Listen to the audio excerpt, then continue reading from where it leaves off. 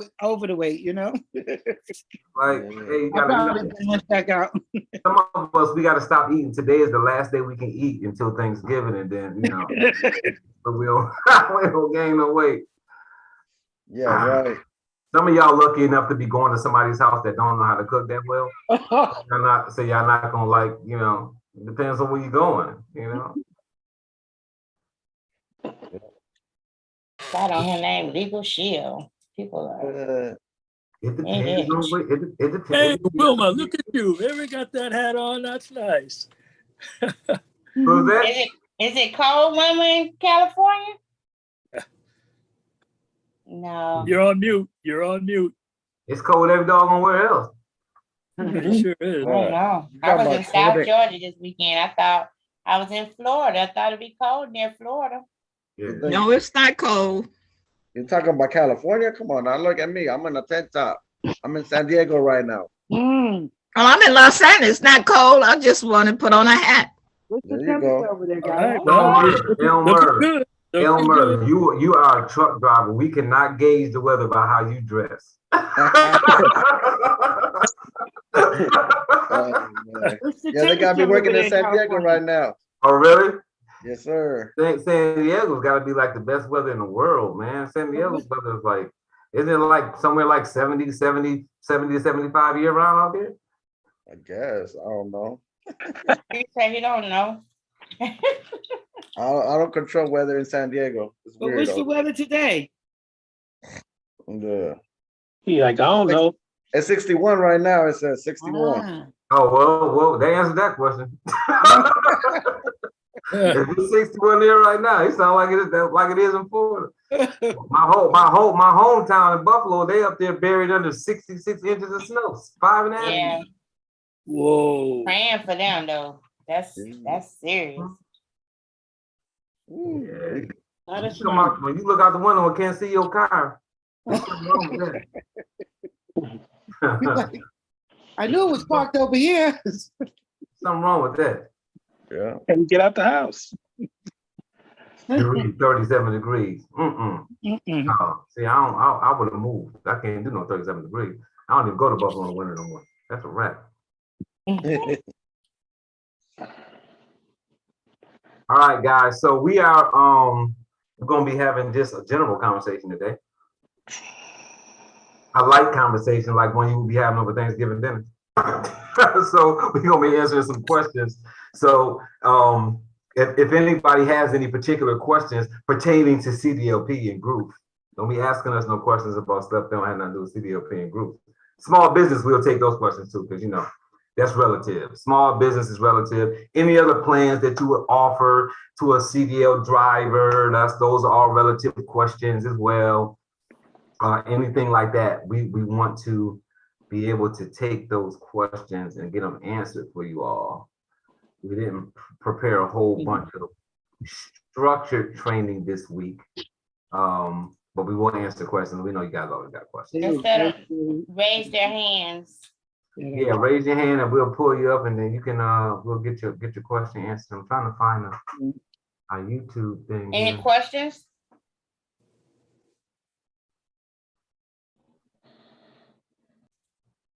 Hold on 1 second. I can't even see anyone.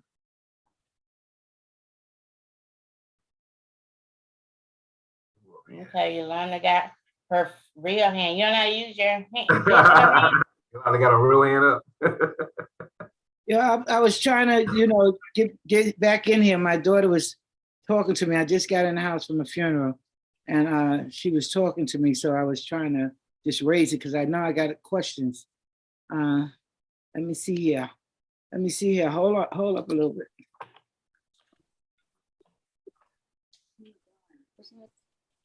Okay. There you go. You ever do that one? You raise that electronic hand? Okay. I want Miss Ivy to really see that I do know how to raise my hand. All these months you've been in here, girl, you don't know how to raise your hand. No, you're fine. Go ahead. Right. So here's my situation right now. It's like I got my my truck driver's numbers. I started researching. I went on, my DOT site. I went FM site. I went on the Buzz file, and I went on the Truckdriver.com. open corporate, right? I still can't find some telephone numbers. You can't find What do I numbers. do? What do I do from there? You can't find the phone numbers to call the prospects. Right. You been on Safer? Yeah. Safer. Isn't that with FMSA? FMCSA.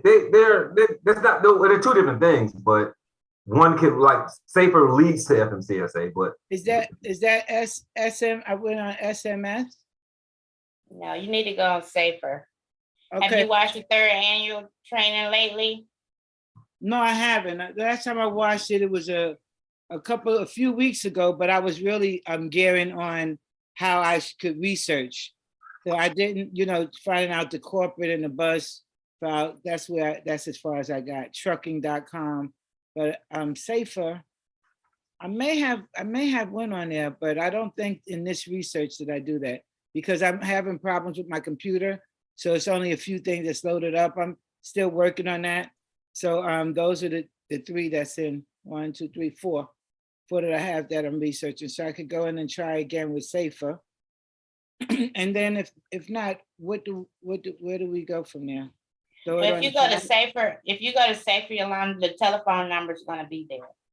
That's what I'm saying. That's where you find your research. So all those other sites, they have some information, but if you don't know what the numbers are, which Safer will give you, then you're wasting your time going to all those other sites.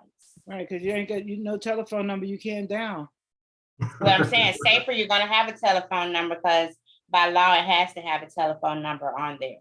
Okay. So that's what I'm saying. You go into BuzzFile and all that for telephone numbers. Right. It's going to be on Safer. Okay.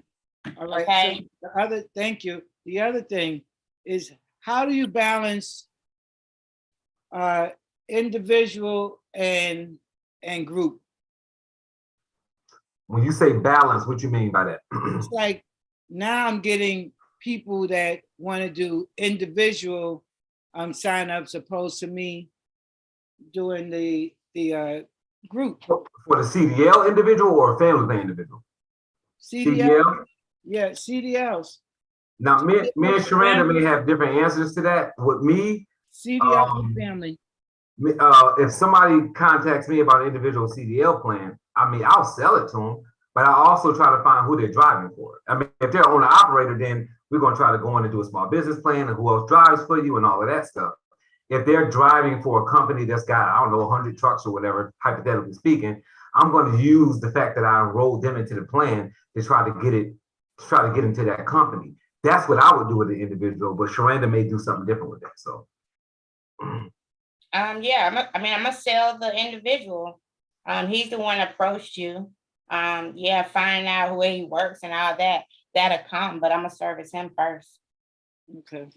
And then just go on. I mean, if he works for a company, that's definitely on my back burner, but I'm gonna service him. If he's an owner operator, absolutely, we're gonna open him up as a group. And go from there. But yeah, definitely. I mean, it's no balance. You serve the client. Right. You don't forget to follow the system too. Huh? Like, don't forget to follow the system. Meaning, like whenever you're doing anything like this, always go back to step one and follow the system. So again, who do I see? Anthony. I'm always messing with Anthony. I don't know why Anthony always show up on my camera, but Anthony right there, right? So if I sold Anthony an individual plan, I'm going to now ask Anthony the name of the company that he drives for, right? How long he's been driving? Does he have a relationship with the safety manager or the owner, right? Does he have the DOT number and stuff? Now I'm going to research the company before I even contact that company. Before I contact that company and drop the name, the fact that I marketed a plan to Anthony and he let me know that y'all had a great relationship. Before I do all of that, I'm going back to the drawing board I'm going to Safer. I'm putting that DOT number in. I'm researching the company. I'm looking at their score, looking at what kind of challenges they're having. And then I'm going to approach it like I would be approaching a brand new company, but I'm probably going to name drop Anthony because I sold him a membership. But just because I sold him that plan, I'm not going to not do the other homework anymore. Does that make sense? Yes. So still go back to the drawing board and start that process like you would normally start it. You know, all you're really doing with the whole Anthony thing is name drop it. I mean, that's what I would do with it. So if I went to that owner and I call that owner, I walked, I would probably walk in if they were local. If they weren't local, I would call and I would just say, hey, look, I'm just giving you a call. I was just speaking to one of your drivers that was going through the area that I live in.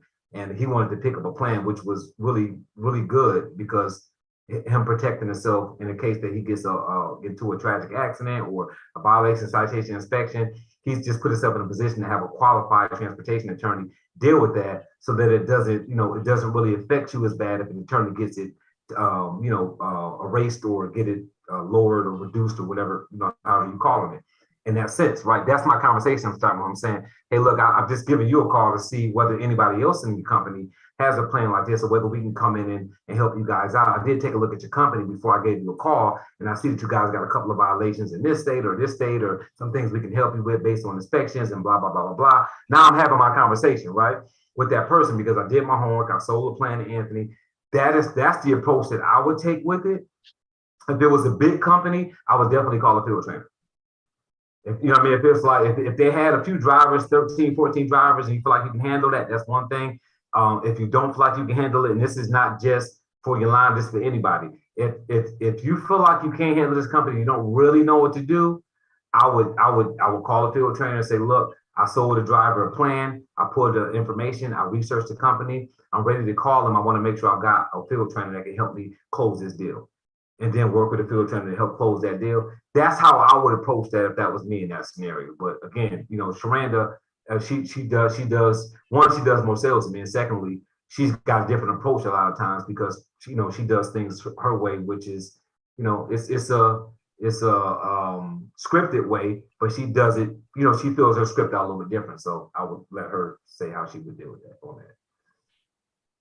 that. What, to connect with the company? Like what would your approach be like as far as getting a hold of that company once you sold that driver, that plan to that driver? I definitely do my research on the company, depending on what the research, the stuff I find in the research will be whether I approach the company. One factor would be the size of the company, of course. And go from there. It just depends on what the research is for me. If the company is a company that falls in my scope of prospecting, it may be something I'll put on my list to do, depending on their scores. And I say that because everyone needs our plan, but if the company is not what I call an ideal prospect, I might not go try to prospect them if their scores aren't bad. That's really just how I work my business. I like to deal with the low-hanging fruit. Right. I just do. I had a conversation with an associate today. Walked in. She connected with a prospect as a warm contact. It was a formal introduction in her community. She did no research on this company. And so her conversation was she didn't really show the value proposition. They already had TVC. And she couldn't figure out how to show the value proposition of what we had. And one reason was because I felt she didn't research the company. So she really didn't have a good conversation with them about maybe asking them more questions about what they were dealing with. And so when she ended that conversation, she felt as if she was trying to figure out which way to go because they were looking for other services outside of what she was offering or she could offer them. And so, but she couldn't tell me what the company problems were because she still at that point hadn't researched the company. So I'm all about low-hanging fruit. So, you know, I have a lot of individual plans where I don't have the company as a group.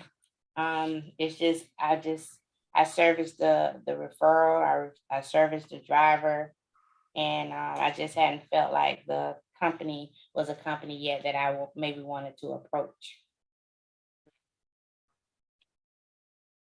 So that's my Yes, take sir. on that.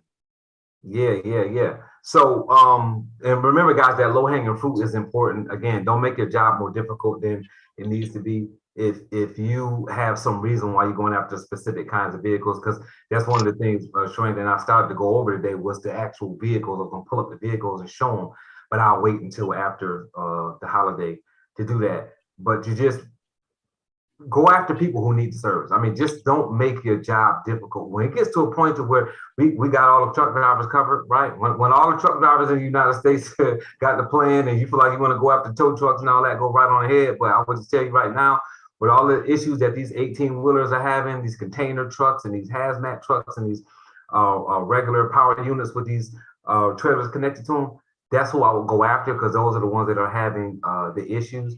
So just make it.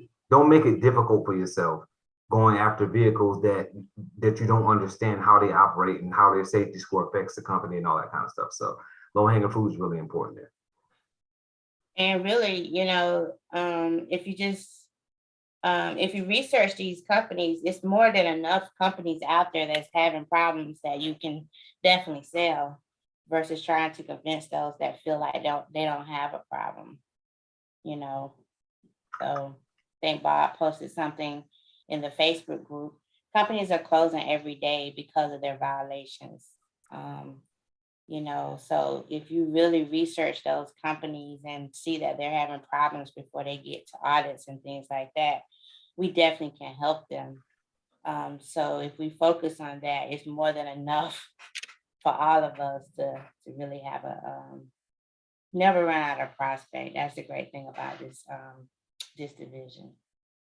And we talked about that too, just like a couple of weeks ago. We talked about the number. What was it? I think it was up to 19 trucks, maybe.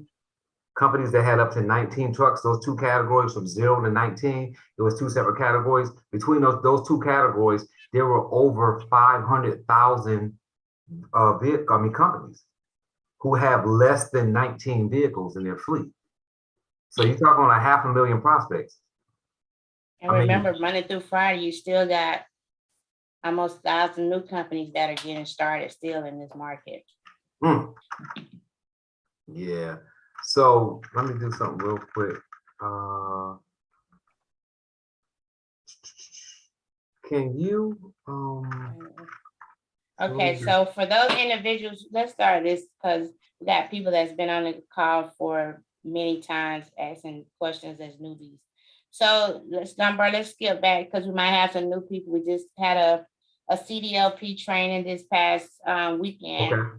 And so we might have some new people on. So we welcome anybody that's new, that's not been on this call before.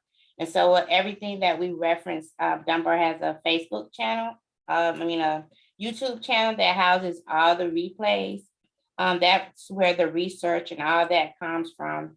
So, and the research on how to do that comes from our trainers that have did over 2-hour trainings every year for the past 4 years. So we have actually 4 of these trainings that are on the YouTube channel and I think on the Facebook page. So that's where all associates can go out and look for that research, how to research a company. So if you never looked at that, it would help you in your prospecting if you knew how to research a company, how to approach them. So if you haven't joined the Facebook page, it's the Commercial Drivers Facebook page that you can join. I'm gonna drop the links. I'm gonna drop the links in here while we're talking about it. So if you guys look at the chat, I'm gonna go ahead and drop in the chat the link for the Facebook page so that you can join if you haven't joined it. I'm also going to put, the consensus seems to be that the 3rd annual was better than the 4th annual. So I'm going to drop the 3rd annual link for the 3rd annual CDLP training that we do. that we do annually. This is the third one that we did. So I'm gonna post that here. And I will also put well, once you go to the YouTube CDO training, it'll also be a link there for you to look at all the other replays where they're all at on the playlist. So you'll see those there. So you can just go there and do that. So I'm gonna go ahead and drop the link there for that as well. It is really important to go and take a look at that third annual. I mean, it really does answer a lot of questions. And even for the people who are a little bit more seasoned, always go back in. I mean, I go back in on trainings and look at trainings for things that I do, because sometimes just hearing them again, when I'm at a certain point, when I move to a different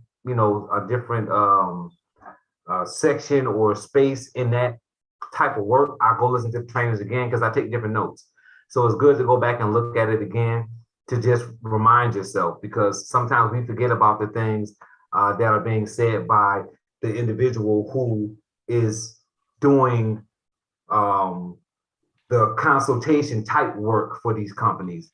That's saying, hey, this is what you should be doing. This is what they're looking for, all of that kind of stuff. Those things are important to keep hearing it over and over again, hearing the questions that people ask, hearing the stuff that John is saying, hearing the stuff that Sharanda is saying, hearing the things that I'm saying on that training. You've got to let it resonate if you're going to be successful in this space. You want to keep hearing it over and over and over again, because the research part should be like the back of your hand. Everybody that's doing CDL, of course, obviously, if you're new to it, you're not gonna know.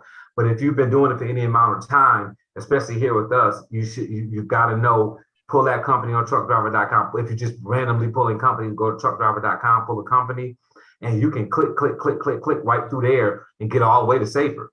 And do your research, and then go from there to calling that company and having a conversation with them. So we've played that out so many different times, explaining not to drop the inspection on them as if they're a bad company and all those different things. We talk about that just so you guys will really understand how to go out there and do it. And the people who are doing it, they're having success with it. So there's a lot of people, like you'll hear Sharanda mention, there's a lot of people on her call on Thursdays who are on the leaderboard because they have buckled down and say, look, I'm going to make these calls. And when I make a mistake, I'm going to get back on this Thursday night call, and I'm going to have conversations with other people who are making calls to find out what I did wrong so I can do it right. So this is what you want to be doing. You know, practice make perfect, but it's got to be good practice. So you can't be practicing doing the wrong thing. So this call on Mondays, that call on Thursdays that Sharanda does, these two calls together, plus getting some information off that Facebook page, going into the section where you can look at the files and look at things that we posted there before, looking at those different items. Some of them are outdated, obviously, because when we put stuff there, sometimes they're gonna get out of date. But for the most part, the stuff is still, the usability is still there for it. So you can definitely take advantage of using that different stuff. So is there any more questions in there, Sharanda? We got? No, Yolanda's hand's back up. Oh, So Yolanda has questions. Anybody else has questions? Good question. I was gonna say to you, Yolanda, earlier. You can go ahead, Yolanda, since she raised her hand again. Okay, with the Thursday nights accountability calls, most of the businesses are closed. So what are we doing? Calling the business owner, the decision maker at that time? Or No, ma'am, we don't do any calls. oh, okay. Okay, that's the blitz. Blitz on a Tuesday. Blitz is when you call your business owners. Okay, and on that Thursday, you go over what everybody did for the week and so forth with their Not ideas. necessarily. No, it's not that. It's more of a mastermind. They come to the platform. Some come with questions. Some come, with celebration. We recognize them for their achievement. Won't you come and visit us and see what it's like? Okay, I will do that. It's an experience. I will do that. I will do that after Thanksgiving. Thank you so much. Okay. All right. Good stuff. It's an experience. Yeah, I see Bob. You can ask the people on here. Anthony, Carmen, let's see, Jeree, George, Jean, Ms. Wilma, Adrian Smith, he's joined us recently. You can ask them what type of what type of call it is on Thursday nights. Wanda just sat down. Your answer was sufficient. I'll meet everybody over there. You know, why hold up the call? Well, Why hold up we the call for that? invite you to come and see what happens. I mean, it's accountability, and I am definitely one about accountability. So I don't like the popcorn person who pops in and out. That's not accountability. So I'll let you know that if I let you in.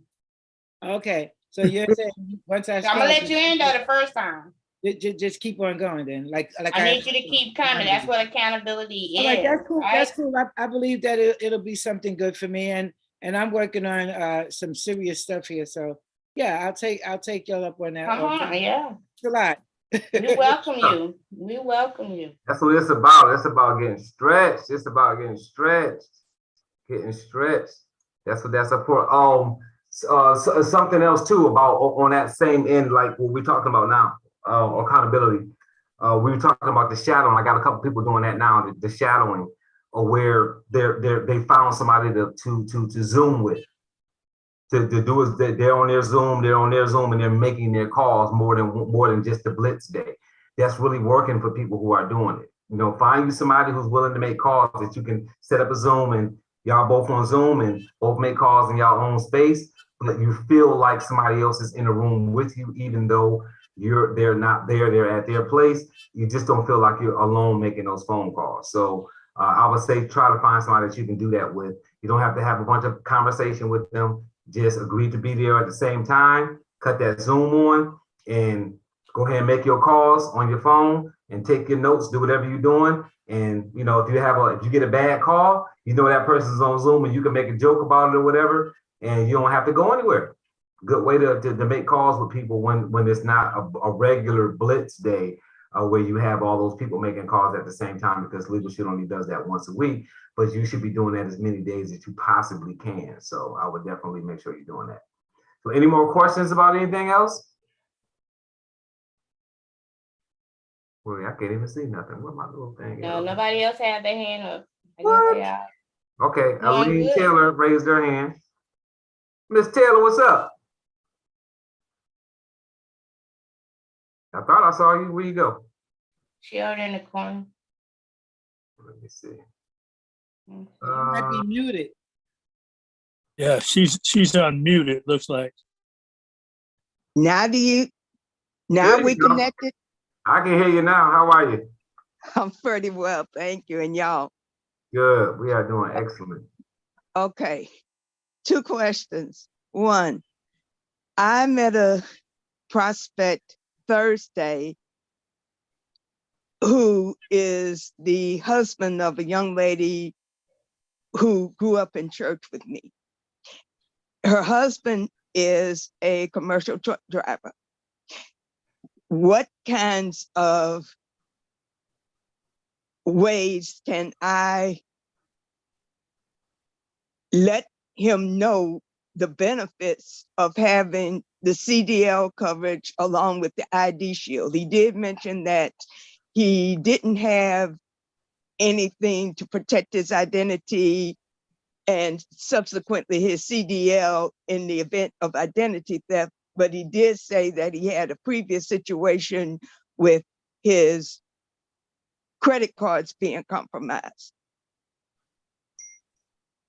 So it depends on which approach you want to take. Whether you want, if he's talking about he's having issues with identity theft, you can take that road first, since he's already saying he's got a problem there, because he may not have a problem with the CDL. Not meaning that you can't sell it to him, but if he's already raised an issue with his identity theft, I would probably step into that first, just to get that low hanging fruit. And once you've made him a customer, then move on to the CDL. You know, that's the approach that I would take, because I'm just a low hanging fruit kind of person. If somebody's telling me that they already have a problem, I'm going to try to solve that problem first. And then once I get them enrolled, let them know the value of the identity theft plan. Once that sale is made, I would say, so now that we've protected your identity, who do you have protecting your CDL license and your livelihood to make sure that you can continue to make money with your CDL license? That will be my leeway into the next conversation. And then if he says, oh, I don't have anything, or my company has something, or, you know, whatever he says from there is how you're going to change that conversation. But like we were saying to Yolanda too, Find out who he drives for. Does he drive for himself? Is he an owner operator? Is he driving for another company? Is he local or is he over the road? Ask some questions. So it goes back to that still root conversation that Sharanda always has.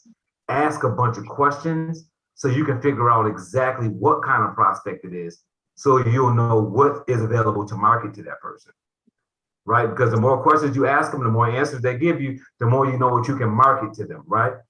Because if he owns that trucking company, now you got the small business plan. So when do you open it up? Family plan, small business plan, CDL plan, identity theft plan. I mean, you can go on there and and have a really great prospect after you ask some more questions to find out what else is going on in their life.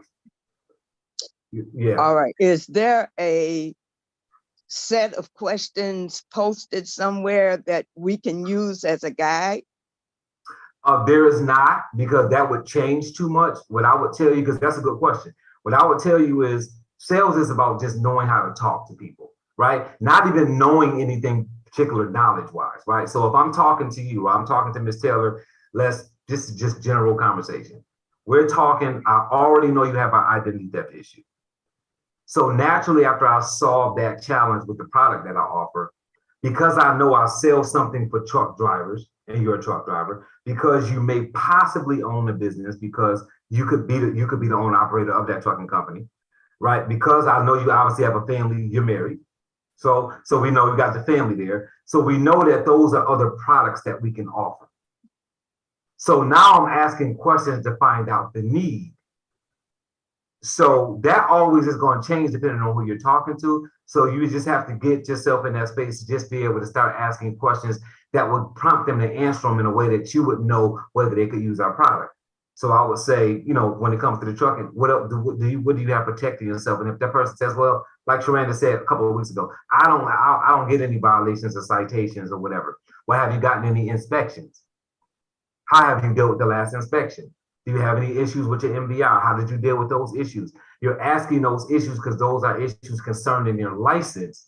And we know if they've had issues, that we have a plan that can keep them from having future issues. Does that make sense? So Yes. that would be on the trucking side. On the business side, so do you own your vehicle? Or are you driving for somebody else? Oh no, I drive for a company. Well, that's the conversation that leads into what's the company? Do you have a relationship with the safety manager or the owner? What's the DOT number? So you can do research. If they own their own company, you're leading in with questions of, do you have other drivers? Is it just you? Do you have any other vehicles, any other drivers? Well, I got 3 other vehicles and 3 other drivers. I really would like to talk about protecting them, because protecting them will protect your safety score in general. And also, we probably need to have a conversation about whether or not you've got an attorney protecting your business in general. See, now you open up the door to have that conversation. So these are just general conversations. It's really not about having a specific skill set. It's just about having a conversation with the person about something that they may or may not need based on their life.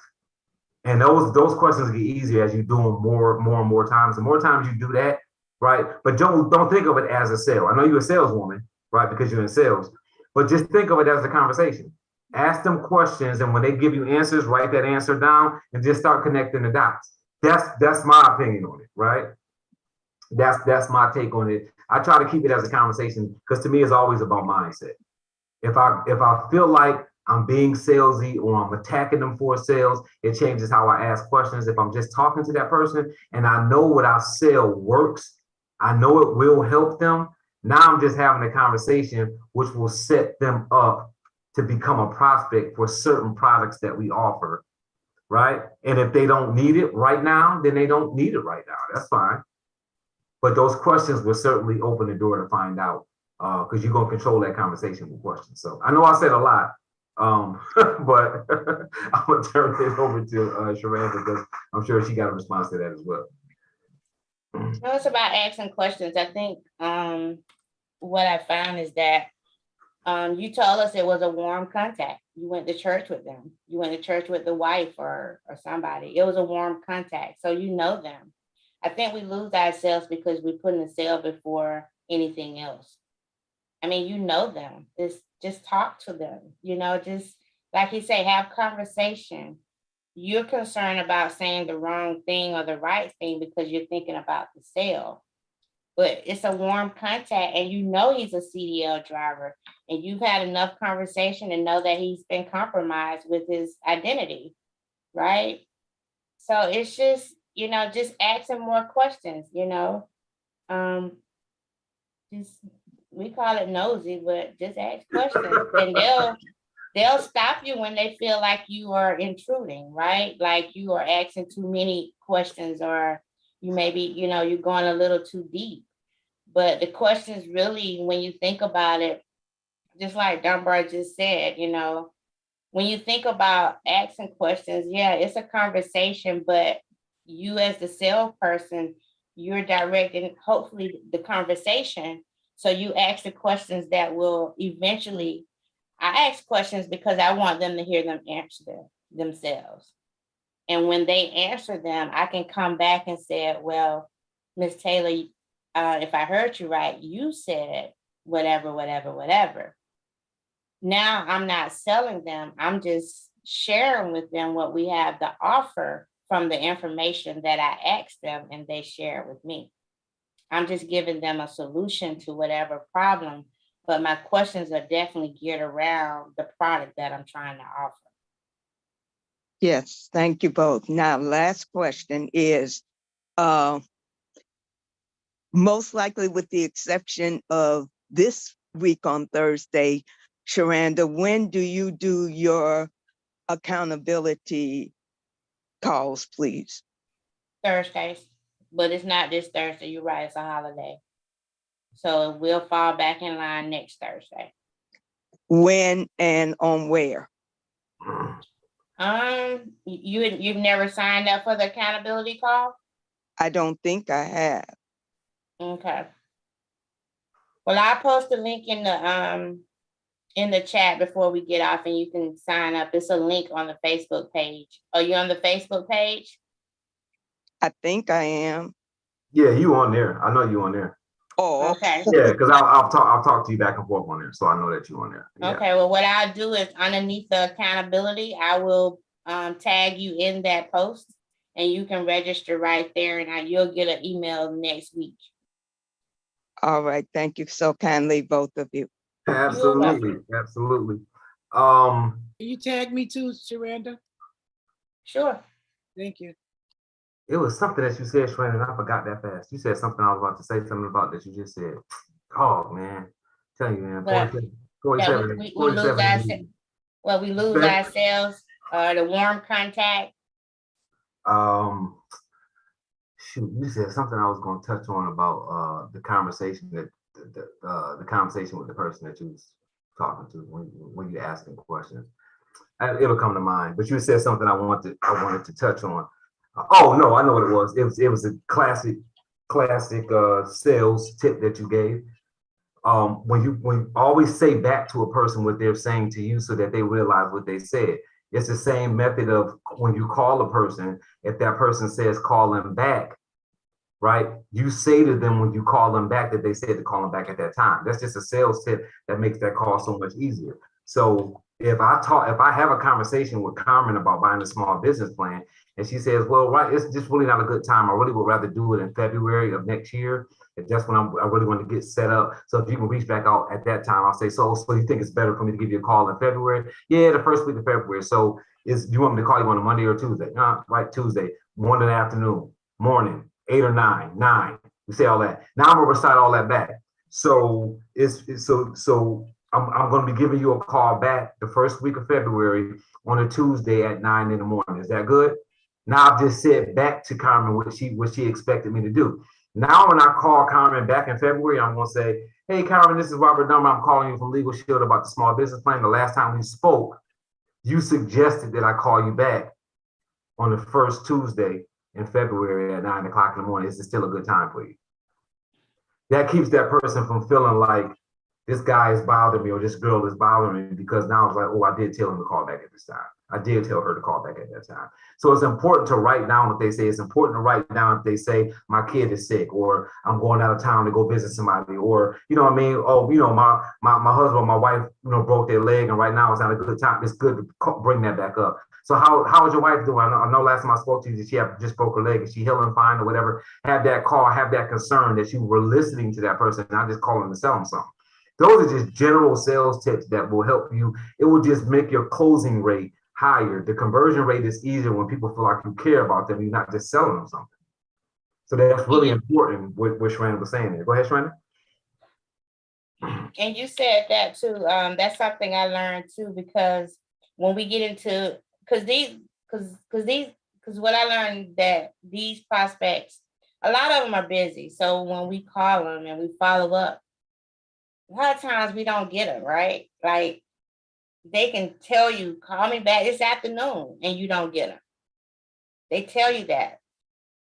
So what I found is that, you know, when we don't ask when we can follow up, then we get to the feeling that we are bothering them, or how many times should I call them?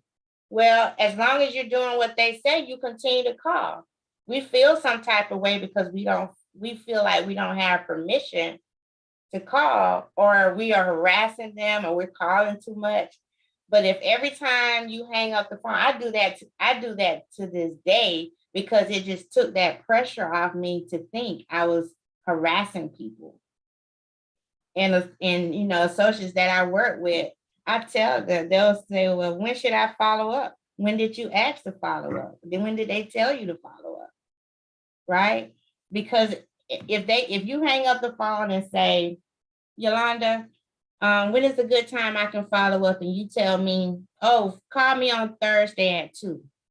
Okay, you want me to give you a call Thursday at 2? Absolutely.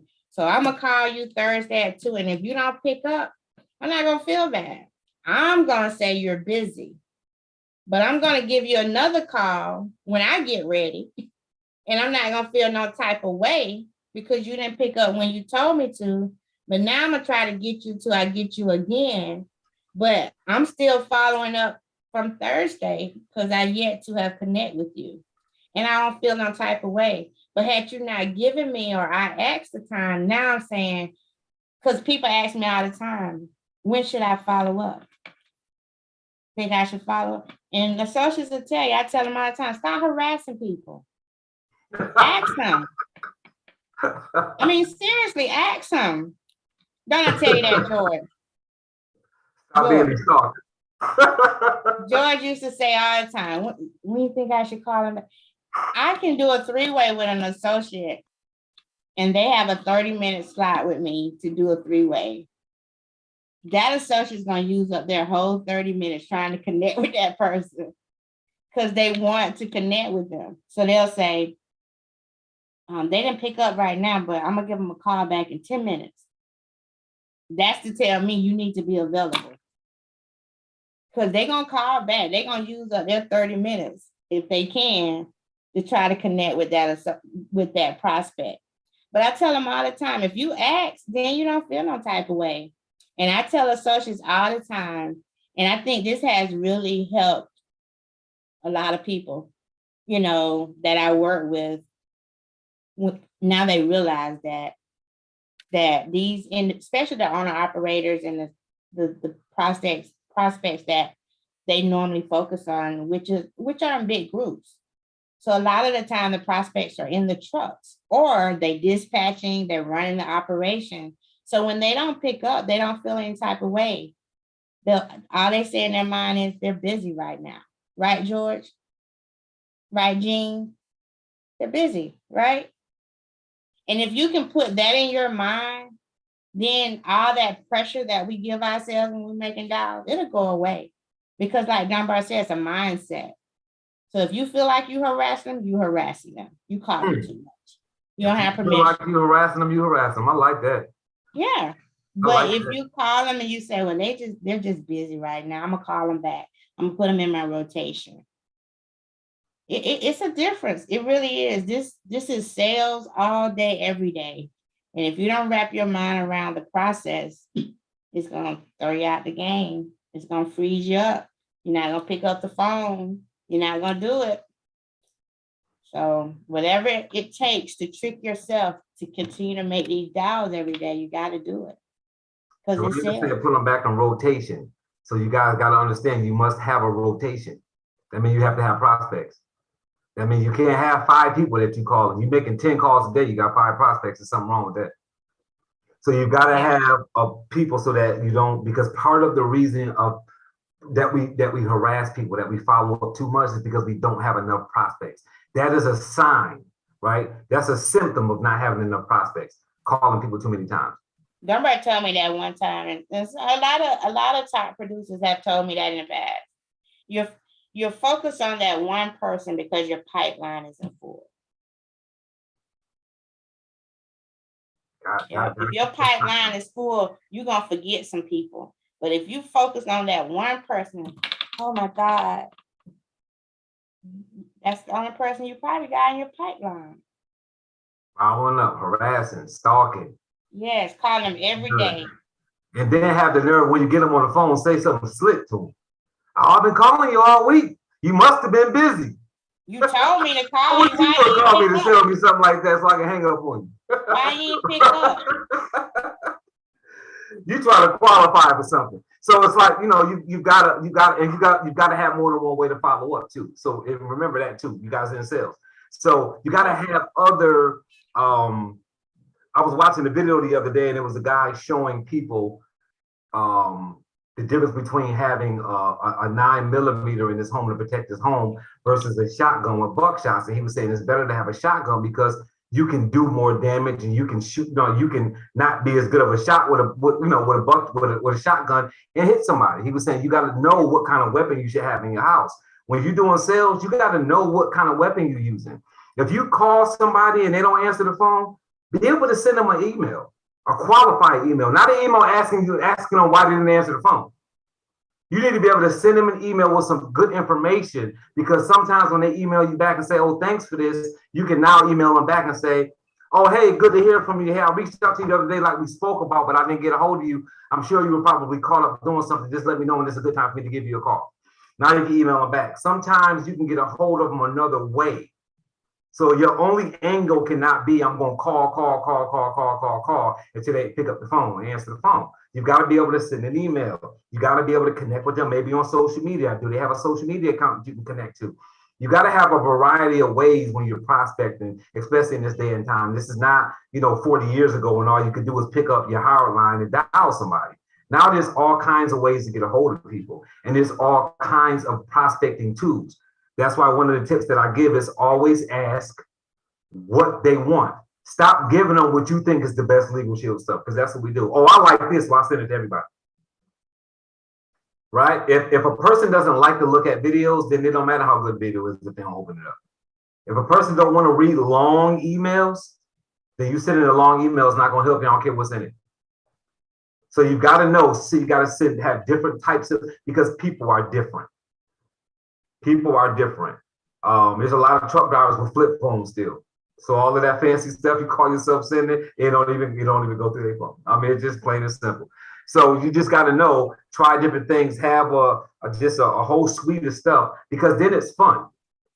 It's fun when you send in different stuff and it's like, oh my God, good luck. I've been trying to get a hold of George for a month, and he answered this like a telegram. You see what I mean? Right? Or you saw him on Instagram and said something to him and he responded back. And now you're like, oh, I got him. I got him on Instagram. You've got to know that you cannot just have a hard list of people to call, and that's the only way you prospect. You gotta move with the cheese. Sharanda? Oh, I was gonna say too, when you was talking about prospect, and right before we went to that, when you're having a great conversation with a prospect, that's a great conversation. But let's not wear that prospect out because they gave you a great conversation. You know what I'm saying? Like, we get really excited because they gave us a great conversation and they said whatever. A lot of times that's just to get you out the phone, right? Like, for real. But that conversation was so great that you are in a panic now because you're ready to close them. Don't do yourself like that. Continue to prospect. Continue to fill the pipeline, because sometimes people are nice because people like me, I got a conscience now, like for real. Like I try not to be ugly to people because I know I be calling cold call too, right? So I'm that person on the other end sometimes, right? And they hang up or say something ugly. So I try when I get those, soliciting calls, I try to be nice before I hang up on them. So I know somebody doing me like that. That's what my point is. Somebody's being nice enough to me, try not to hang up on me or whatever. We just gotta remember that. But yeah, good stuff. That's awesome. But we had some Cuba Dean, she had her hand up, and then we had somebody else, but they don't put it down. Cuba Dean, you wanna ask your question? I did. I just had a quick question about, so when you see, if you go in the safer or the safer, and you see a trucking company with more drivers versus units, is that still good to go in there and look at? And I know you're supposed to look at the report and then just kind of go and see if they've got something going on. But is that still okay to do? So say like it was 16 drivers and 30 units. That lets you know that they got equipment sitting.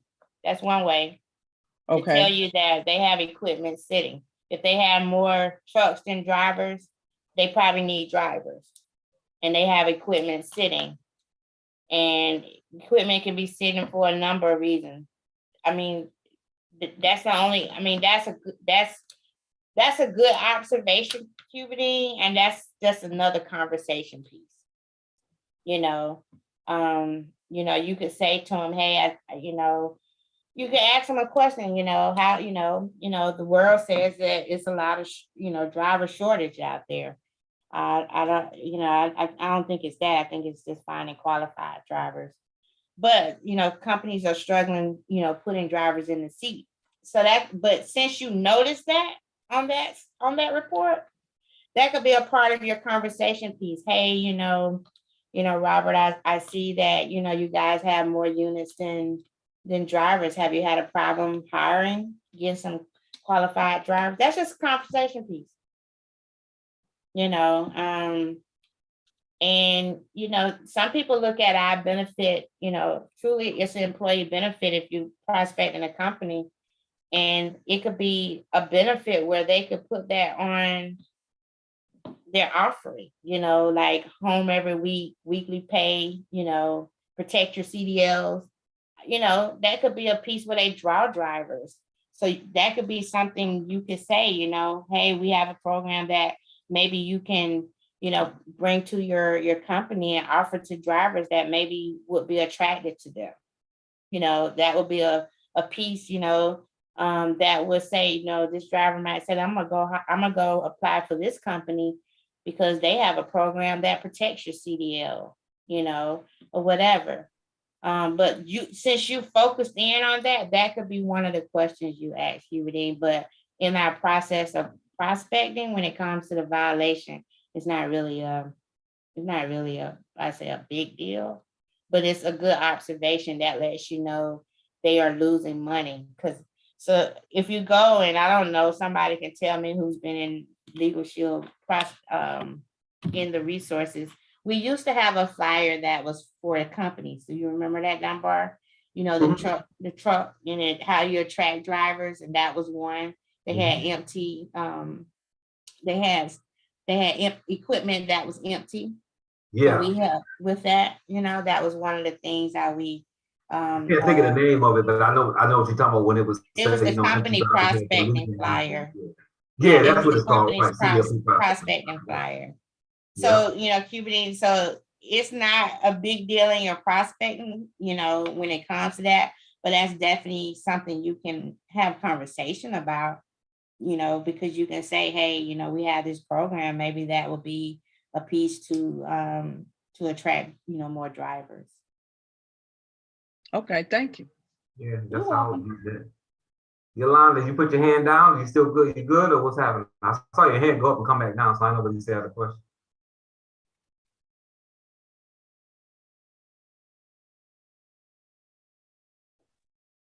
I have to be transparent, really, really, guys. I don't know if you've been through this or not. You know, maybe I could get some feedback from the brothers and sisters, but I've been out there going places, you know, and like I say, well, who's the DM, you know, who handles the business? And the lady, you know, we had a conversation. I was asking her questions. How did they start? It's a new business here. They're a new location, not a new business. And come to find out that they had so many trucks in the back. So I'm talking with her and just having a conversation. I'm shopping in there as well. And when she says, I'm the manager and here's my card. Here's my business card. So we talked a little more and I said, so who's your, who makes your business decisions here? She says, I do. All right, so you know what I do? I'm laughing with her. I hand her my card. I said, I would love to set up an appointment with you. It may be for you, it may not. Now I start running.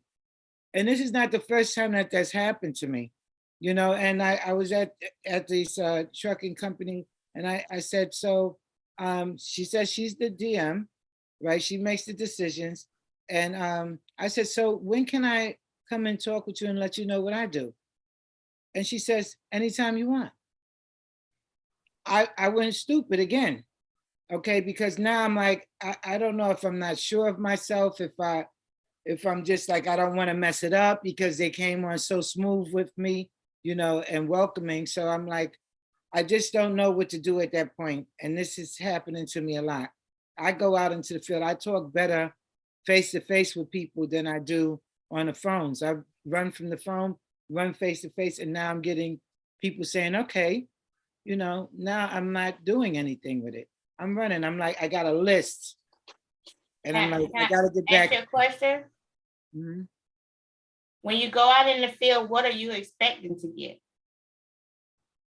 I'm expecting to get an appointment, set up an appointment with them. Okay, and they sound like they're giving it to you. Right. They selling, one said anytime. The other one I said that I would call her, you know, to speak about it. You know what I'm saying? And that's like Okay. two people that's on hold for a callback. All right. And I gave them my business card, but I don't know how to handle that. I know how to handle it if it's an individual person. I send them tapes and stuff, but now dealing with groups and business with CDL, I'm really not sure of myself. Well, I think you need to ask yourself, if you're gonna do this, what are you looking to do when you go out to prospect? So you said set an appointment. So you got 2 appointments. So my next question is, after you get the appointment, since that's what you're looking to do. I do. After you get the appointment, what are you looking to do? I'm looking to sign them up. But Okay, you're looking to sign them up. I don't feel confident in where to go from there. Okay. I know that's what I'm saying. I think you need to, you got to decide what's your next move. It's like some associates on here, when they make dials and the people say yes, they were like, oh my God, they said yes, because they was expecting a no. So they wasn't prepared. Right. But you got to be prepared. Like, because that's what you're going to do. You are going out. So you're comfortable going out. And okay, how about this? Because a lot of associates, we've been here. What if both of the yeses said, well, I got time right now. Let's talk right now. What would you have done? I told them I call them. That's what I did. I told her I would call her and we'll set up an appointment. But what she said, well, I got time right now. You don't got to call me. I didn't have no time because I didn't know where to go from here. Okay. Well, this is my recommendation for you. I would recommend you not go back out and prospect until you figure out what the next move after you get the appointment is going to be. I think you done made up your mind to the appointment. Now you got to figure out, okay, if they say yes, and what am I going to do next? If they say, and you need to be prepared if they say, I got time now. Okay? So when you go out to prospect, you just have your card and you just prospecting?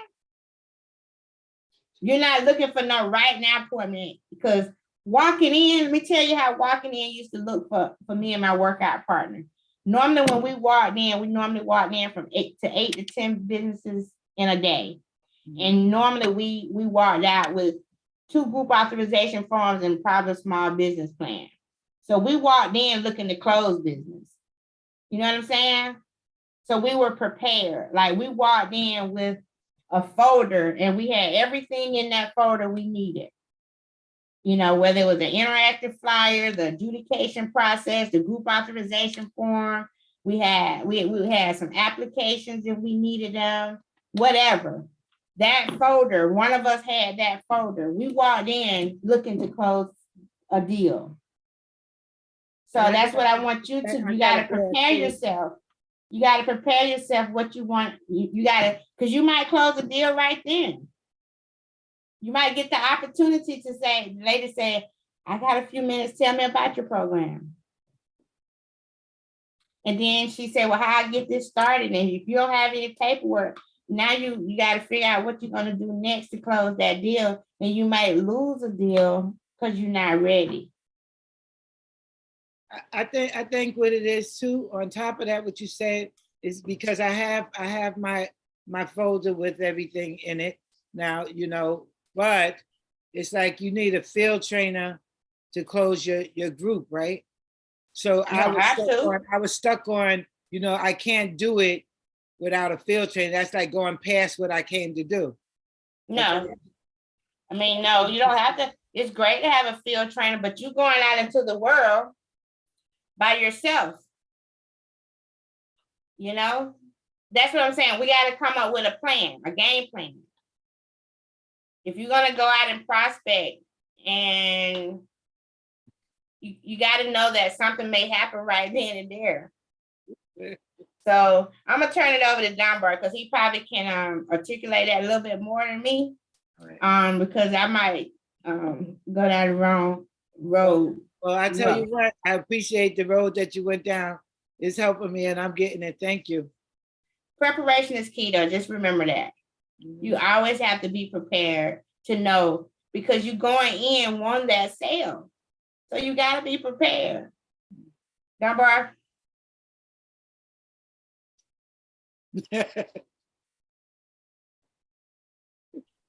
Dunbar. You the host. He gone? Yes. What? He there. So that's my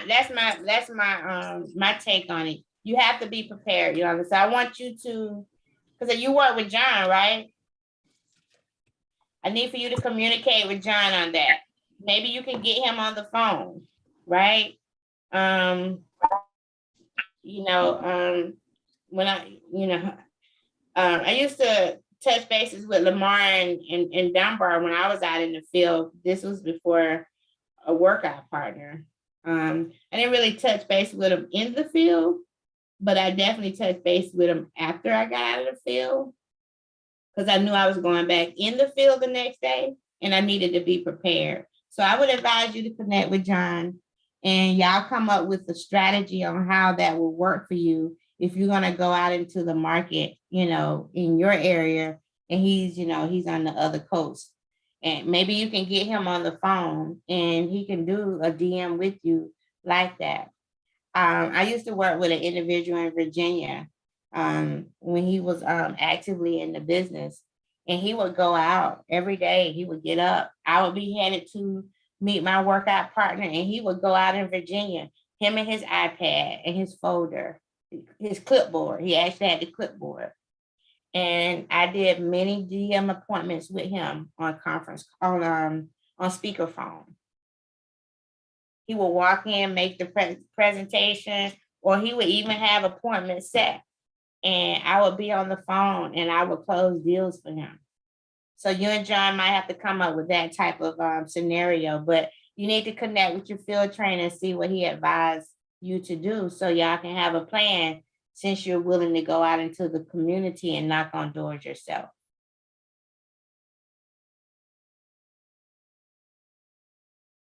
Thank you, Sharanda. You're welcome, dear. Thank you for the questions, okay? Good questions. All right, Dunbar, you're on here 2 times now. So, all right, y'all. Anybody got any questions? It's a quarter till. We've been on for an hour now. Anybody got any questions before we jump off?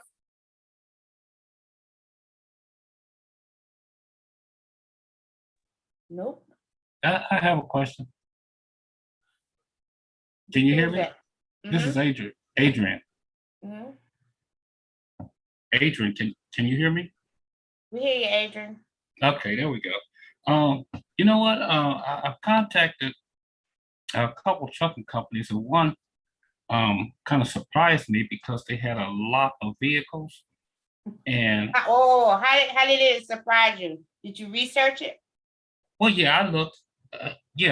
I mean, I was surprised that after my I knew how many vehicles they had, et cetera, et cetera. But what surprised me is when I met with the safety director, being as how I'm not very experienced with this yet, I found that all of their truck, he says that all of their trucks never came back into the terminal. They're all spread out over different country, different different states, but they didn't have a central location. You know what I'm saying? So they had different hubs, from what I understand. I don't know what those hubs are, but how can we handle those? Because Well, as you far handle it. Well, it's a matter of what you and the decision maker come up with. It just depends on how you want it handled as the, the servicing associate. You always ask them how do they communicate with their drivers. So if he has different terminals and they're, all over, you ask him how he communicates with his drivers. If it's something that he wants to implement into the company, you want to try to get into the system that they already have. He communicates with them somehow. Maybe each terminal manager does that for them. And so if it's something he wants to implement, maybe I think AJ company now is expanded. You just work with what they have. You work with what they do.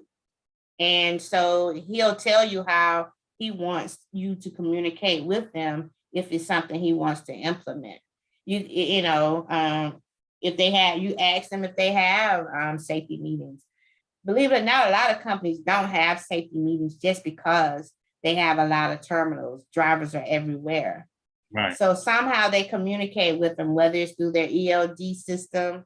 And depending on how big the company is, if it's a real large company, you cannot do 101s. They may not want to give you out their census report. So you just have to fall in line with what they already have in place, and it becomes a process. And over time, you just find yourself signing up the drivers by connecting with them the way they want. It could be a situation where they only contact you after the fact. yeah, okay, yeah, So, but I All mean, that's not saving them any money. So eventually you continue to do good customer service, and then you figure out, right, how you can get into the business, get into their flow of things to show them the value that they're spending more money waiting to after the fact. So, it just depends. So, I don't know how big is and how many terminals you got or whatever. But the thing about it is that, like you said, you're new to it. So we're scheduled. So we'll talk on your scheduled appointment and we'll go from there. And I can assist you with that like that. sounds like a winner to me. You're welcome. No Thank you. problem. All righty, y'all. It's 10 minutes till. We've been out here long enough. So no more hands. All righty. Dunbar, you back? Kind of. Okay. Well, it's time I made to you the jump host. off. Yeah, I made you the host before I left. I had to go run out. My son needed something, so I had to go run out. Okay, that's fine. Yeah, so I made you a host, and I just jumped on as a co-host. Oh, that's fine. Jackie had your back. She was watching. All right, good stuff. Cause I didn't look, but yeah, so it's 10 o'clock. It's almost 10. It's time to jump off though. Good stuff. Good stuff. Well, appreciate it, everybody. Hope everybody have a happy Thanksgiving. Enjoy your family. Enjoy the time off. We look forward to hearing from you guys next week. Monday, we'll be back on here. And anything that I'm doing before then that I know any of you guys will be on, I'll see you guys on that. But other than that, everybody have a fantastic evening. Thank you, Sharanda, for all of your assistance and all of the answering the questions at the end like this. We over, guys, but we try to stay on as long as we can and help people as long as we can. So thanks to everybody else who assisted, everybody who answered questions, and people who ask questions for the people who don't ask questions. Because y'all's the answers. Kudos to Yolanda. Yeah, because sometimes they Taylor, ask questions y'all don't want to answer. Yeah. All right. Like We'll see you guys all soon. It was like therapy tonight for me. Thank you. See you, everybody. Good night. All right. Have a good one. Thanksgiving. Thank you. Oh, thanks. All righty. Thanks again, Miranda. Have a safe one. Yep. Thank you. Thank you. Happy Thanksgiving.